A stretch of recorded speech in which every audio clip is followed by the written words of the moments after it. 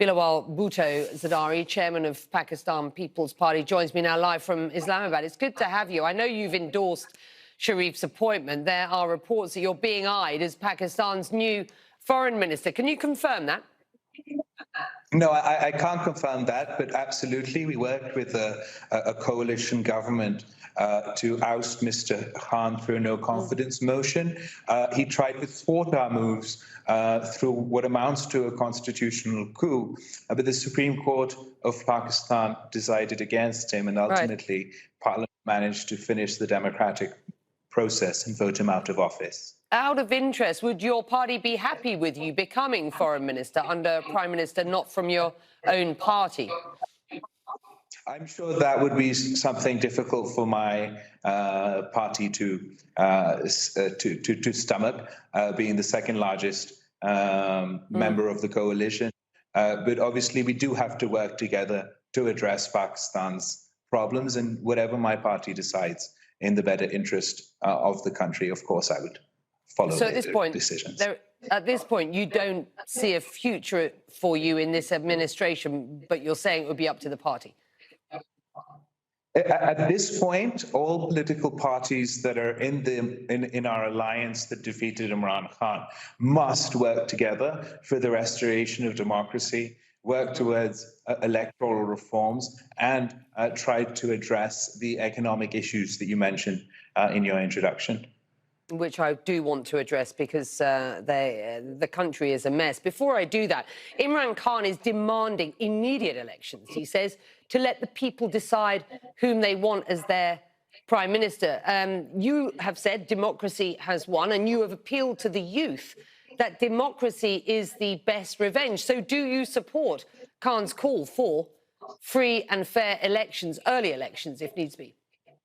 We absolutely want free and fair elections, but in order to have free and fair elections, we must legislate on electoral reforms. Because as everybody knows, the 2018 elections that Khan used to come to power have been widely seen and condemned, not only nationally, but internationally, as rigged and compromised elections that resulted in 3 years of autocratic dictatorial rule through the office of Mr. Imran Khan, who not only robbed our media of media freedoms, but robbed average Pakistanis of democratic rights that we just recently started to enjoy in the 10 years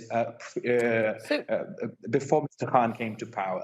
So indeed, it is a big victory for democracy that we are moving towards electoral reforms and free and fair elections. We're not a selected government like Mr. Khan's, but a government that is truly representative of the people of Pakistan and can decide their fate. Imran Khan does still enjoy huge popular support. He tweeted a day ago the following, starting with "Never have such crowds come out so spontaneously and in such numbers in our history, rejecting the imported government led by crooks." Those protests, he claims, are against a US-backed regime change. He is right to point out there were massive, massive protests, demonstrations of support. That tweet alone garnered 7.2 million views. What are your thoughts on his belief that his ouster is all part of a US-orchestrated conspiracy? I think that the American people will be able to relate to what Pakistan is going through right now.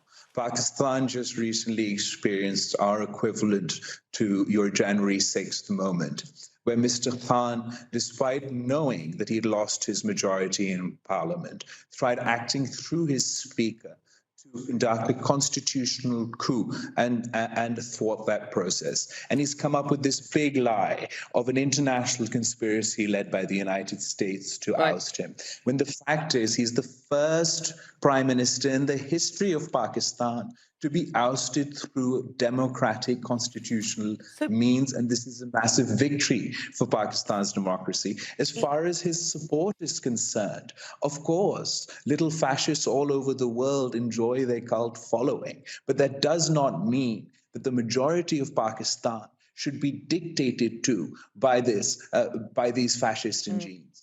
OK, but let's be quite clear, though. He does retain enormous popular support. His tenure as Prime Minister was characterised by the shift away from the West and a move closer to China and indeed to Russia.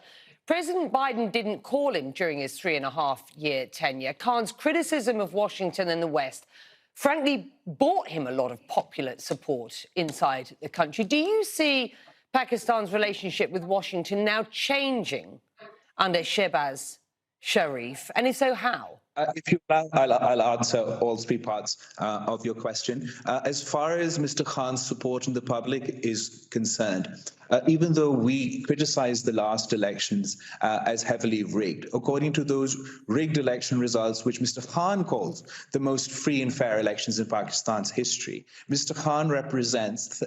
Khan's position in parliament represents 30% of the people of Pakistan's votes, whereas our coalition represents 70% of the people of Pakistan's votes. Right. So that's as far as Mr. Khan's popularity is concerned. As far as Mr. Khan, Pakistan's relationship with the West or any other country, Mr.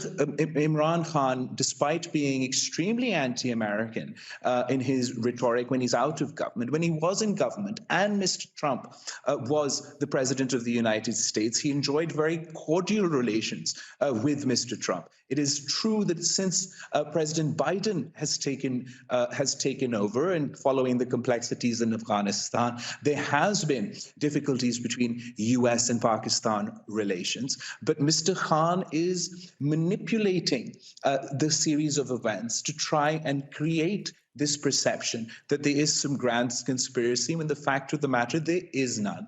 Our decision to bring a vote of no confidence was taken much before Mr. Khan's visit to Russia on the eve of the Ukrainian crisis. Right. And we had no way of knowing that Mr. Khan would go and shake President Putin's hand as he was invading Ukraine, and as a result, there would be some sort of friction in foreign policy. But because Mr. Khan was removed through a democratic process, because he doesn't have any narrative that allows him to be presented as a victim, he is relying on Pakistani's general anti-American sentiment and trying to provoke a very dangerous situation where he's declared 70% of the parliamentarians that represent 70% of the people's mandate as traitors unilaterally, and is going down a very dangerous path. America has had 200 years of democracy